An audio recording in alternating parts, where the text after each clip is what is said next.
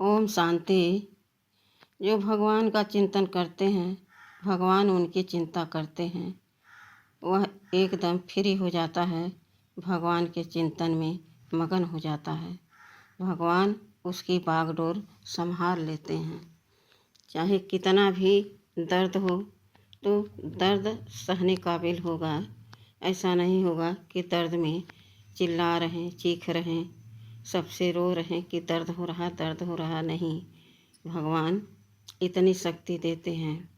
इसी प्रकार से जिसके पास धन नहीं और भगवान के चिंतन में रहता है तो उसकी चिंता भगवान हर लेते हैं, उसकी गरीबी दूर कर देते हैं। अर्थात एक पैसा में ही वह इंसान सुखी रहता है, उसके अंदर धैर्यता आ जाती है, संतोष आ जाता है। कहते हैं संतोषम परम सुखम। और उसकी सारी विपत्तियां भगवान दूर कर देते हैं, उसको ऐसा विवेक दे देते हैं, सद्बुद्धि दे देते हैं कि वह जीवन चलाने के लिए कुछ न कुछ सच्चाई से, ईमानदारी से कार्य करके अपना जीवन चलाता है और भगवान के चिंतन में लगा रहता है। जैसा कि आजकल सभी देख रहे हैं कि आज के भाग दौड़ में हर किसी को किसी न किसी प्रकार का चिंता लगा पड़ा है। कोई चिंता मुक्त नहीं है और चिंतन कोई करना नहीं चाहता। चिंतन करने के लिए, भगवान की याद में रहने के लिए किसी को फुर्सत नहीं है। लेकिन जो सच्चे मन से, विश्वास से भगवान के विश्वास पात्र समझ करके काम करता है कि भगवान मेरा सब कुछ ठीक करेगा, और यह भी कह देते करे न करे उसकी मर्जी, जैसा चलाएगा वैसा हम चलेंगे, तो भगवान उसकी बागडोर अपने हाथ में ले लेते हैं। हर तरफ से वह फ्री हो जाता है। न झूठ बोलता, न चोरी करता, न ठगी करता, न किसी से लड़ाई झगड़ा करता, सबसे प्रेम से रहता है। जिसे कहते हैं शांति की शक्ति। आज सब शांति चाहते हैं, लेकिन शांति मिलेगी कहाँ? जब हमारा कर्म श्रेष्ठ होगा, हल्का होगा, हमारे विचार ऊंच होंगे, तभी हम शांत चित्त रह पाएंगे, तभी परमात्मा की याद में हमारा मन लगेगा। नहीं तो आज सारी दुनिया भटक रही है, मन से भटक रही, तन से भटक रही। रिश्तेदारों को तो ऐसी दशा है कि घर में अगर 2 लोग 4 लोग हैं तो उस घर में हार हत्या रोज मची रहती है, कलह कलेश हमेशा बना रहता है। ऐसे घर में बरकत कहाँ से होगी? खुद विचार करना चाहिए। आज ऐसी स्थिति आ गई है, घोर कलयुग जिसे कहा जाता है। कलकाल की रात्रि तो ठीक है, मगर दिन भी रात्रि के समान हो गया है। सब एक दूसरे से ठोकरें खा रहे हैं, एक दूसरे से दुखी हैं, एक दूसरे को सब दुख देने में पीछे नहीं हट रहे हैं। अरे हम कहते हैं अपने को देखो, दूसरे को न देखो। वह क्या कर रहा है, उसको क्या करना चाहिए, उसके बारे में तुम चिंता करना छोड़ दो। तुम हरि का चिंतन करो, तुम्हारा चिंतन, सारी चिंता तुम्हारा हरि हर लेंगे, और तुम सुधरोगे तो सब सुधरेंगे। जब हम खुद नहीं सुधर रहे हैं तो कलह कलेश इस दुनिया का मिटेगा कैसे? आज एक एक व्यक्ति एक एक को देखने में लगा है। कौन क्या खा रहा, कहाँ जा रहा, कैसे रह रहा, कैसे उसके कर्म, कैसे उसके बोल, लेकिन अपना कोई नहीं देख रहा। तो समय और सांस कहाँ जा रही? व्यर्थ में जा रही। एक तो हम दूसरे कमियां देख रहे हैं, तब सांस हमारी बेकार जा रही। दूसरे हम अपना सांस व्यर्थ गंवा रहे, प्रभु का चिंतन न करके हम दूसरे की चिंता में अपना समय गंवा रहे हैं। यह कहाँ की बुद्धिमानी है। आज सारा संसार इसी आग में जल रहा है। ऐसे स्थिति में कोई तो हो जो बचाए।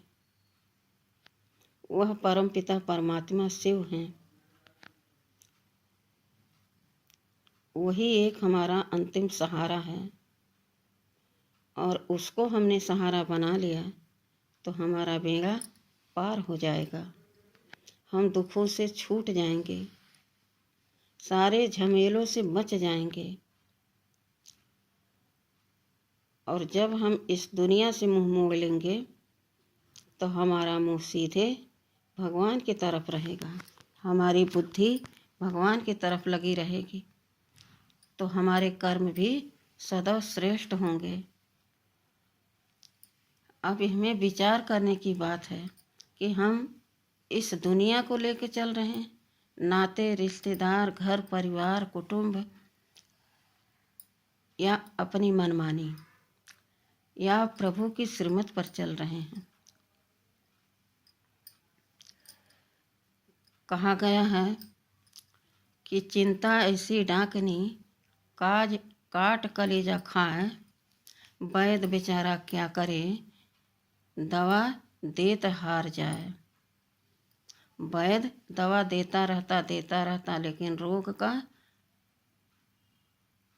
कम होना स्वाभाविक नहीं दिखता है। अब उस पर क्या दवा दी जाए। तो चिंता छोड़ के प्रभु का चिंतन करो। अगर कोई गलत कर रहा है उसको हमें नहीं देखना है। खुद को सोचो, समझो, विचार करो, कर्म करो, खुद में बिजी रहो, और खुद में मनमानी बिजी न रहो। परमपिता परमात्मा की सारी बातों को याद करो, उनको अपने दिल में बिठाओ, उसका चिंतन करो। तो बिना कुछ रहे धन दौलत आप सुखी रहेंगे, यानी शांत रहेंगे। आज सब इसी हौड़ दौड़ में लगे हैं कि हम कितना धन कमाएं कि हमारे घर में सुख सुविधा हो जाए। कितनी मेहनत करें हम कि धन दौलत से हमारा घर भर जाए। सब लगे हैं और सब इसी में खप रहे हैं। कोई संतुष्ट नहीं हो रहा है। जो है उसमें अगर संतुष्टि पाना चाहते हो तो भगवान की याद में लग जाओ। वह आपकी सारी चिंता हर लेगा। आप मन से कहोगे, मन से संकल्प करोगे तो आपका मन ही जगत जीत बन जाएगा। संकल्प से सृष्टि रची जाती है। अपनी संकल्प श्रेष्ठ रखो, उच्च विचार रखो, श्रेष्ठ कर्म करो। लेकिन श्रेष्ठ कर्म तब होगा जब हम परमात्मा की याद में रहेंगे। उनकी याद में रह करके हम सभी कर्म करेंगे। सोते जागते, उठते बैठते, चलते फिरते, खाते पीते, हर समय प्रभु चिंतन में हमारा मन लगा रहे तो चिंता स्वतः दूर भाग जाएगी। धन दौलत, सुख संपत्ति, परिवार किसी को सुख नहीं देता है। धन दौलत से हम संपन्न नहीं होते हैं। जहाँ शांति नहीं वहाँ सुख नहीं। अब विचार कीजिए, शांति कोई ऐसी चीज़ नहीं है जो पैसे से खरीदी जाए। शांति ऐसी चीज़ नहीं जो पैसे से खरीदी जाए। यह शांति वो चीज़ है जो मन की गहराई में छुपी रहती है। मन हमारा भागता रहता है।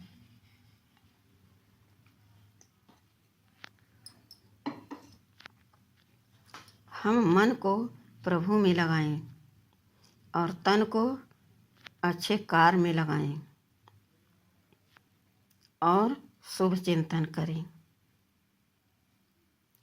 स्वतः हमारा भाग्य सौभाग्य में बदल जाएगा, क्योंकि हमारा मन शांत हो जाएगा तो खुशियाँ ऑटोमेटिक हमारे अंदर रहेंगी।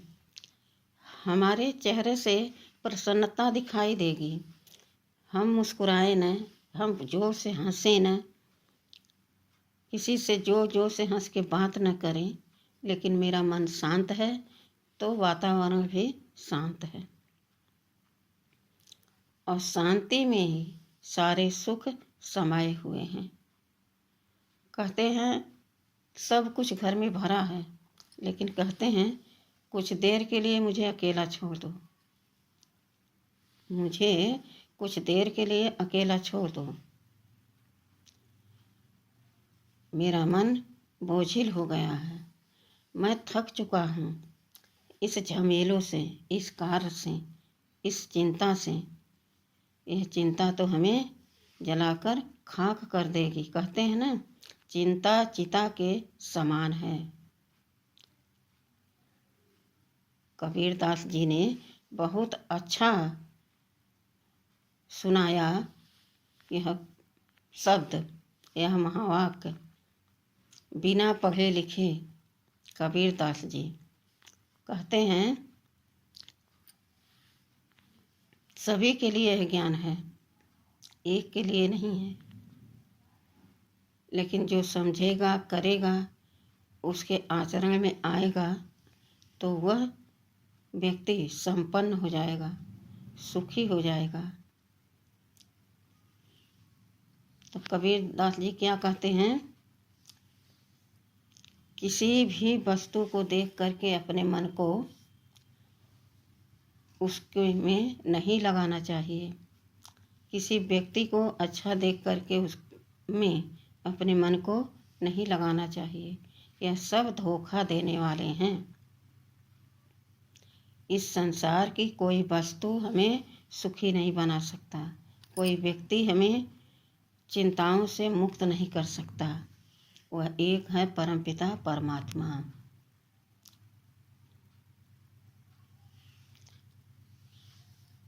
तो हमें चिंता छोड़ देनी चाहिए और चिंतन में लग जाना चाहिए। इसी में हमारी भलाई है। चिंता ऐसी चीज़ है कि अच्छे अच्छे को एकदम नर्वस कर देती है। कहते हैं चिंता ऐसी डाकिनी काट कलेजा खाए, वैद्य बेचारा क्या करे, दवा देत देत हार जाए। तो चिंता ऐसी कोई वस्तु नहीं जो आप निकाल के फेंक दो, और शांति कोई ऐसी वस्तु नहीं जो कहीं से आप ले आकर के खा लो और मन शांत हो जाए। यह दोनों की स्थिति बड़ी ऊपर नीचे है, जमीन आसमान का फर्क है। बहुत अच्छा दोहा सुनाया है कबीरदास ने। पढ़े लिखे लोग इस बात को विश्वास नहीं करते, इसको मानते नहीं, लेकिन जिसने माना उसने जाना और उसने अपने जीवन को संवार लिया। तो क्या कहते हैं कबीर जी, चिंता से चतुराई घटे, दुख से घटे शरीर, पाप से लक्ष्मी घटे, कह गए दास कबीर। अब विचार कीजिए वो कितना पढ़े लिखे थे। आज के पढ़े लिखे जो लोग हैं ऐसा भ्रष्टाचार कर रहे हैं जहाँ दो परिवार आ जा रहे हैं, वहीं पर कलह कलेश तो हो ही रहा है, मगर जान लेने देने की बाजी लगा दे रहे हैं। इतनी मेहनत से घर बार आज बन रहा, तैयार हो रहा, लेकिन वही लोग जब घर बनवा के तैयार करते हैं तो कुबुद्धि अंदर आ जाती है, अहम अंदर आ जाता है, और फिर उसी घर को तोड़ फोड़ बांट बंटवारा करके घर का सत्यानाश कर देते हैं। आजकल जो आ रही हैं महान नारियां बहू बन करके। उनकी हस्ती आप देखेंगे तो रो पड़ेंगे। आते ही सब कुछ उनका हो, आते ही घर में अपना हुक्म चलाने लगी। हुक्म किसी ने नहीं माना तो जेल भेजवा देंगे, पुलिस बुला लेंगे। विचार कीजिए कि ऐसा काम क्यों हो रहा है। अगर चिंतन चल रहा सही तो सही से जीवन चलना चाहिए, लेकिन आज जीवन नर्क बन गया है। तो हमें जो हमारे पास है उसी को सब कुछ मानकर कि मेरे पास सब कुछ है, और संतोष रख के शांति से प्रभु चिंतन में रहें, और जो कुछ काम है वह हाथ से करते रहें, लेकिन मन से प्रभु का चिंतन करते रहें।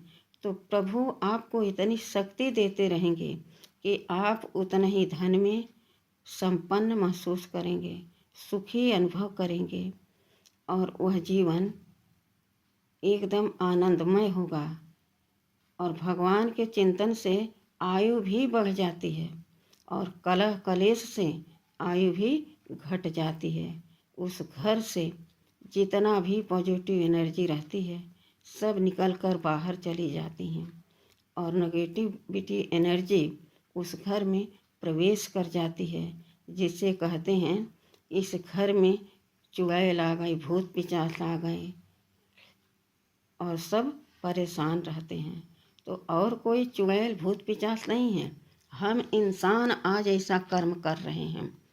तो हमें भय भी लगता है कि शायद हमको कोई परेशान कर रहा है, हमारे घर में लड़ाई झगड़ा कलह कलेश मचा रहा है।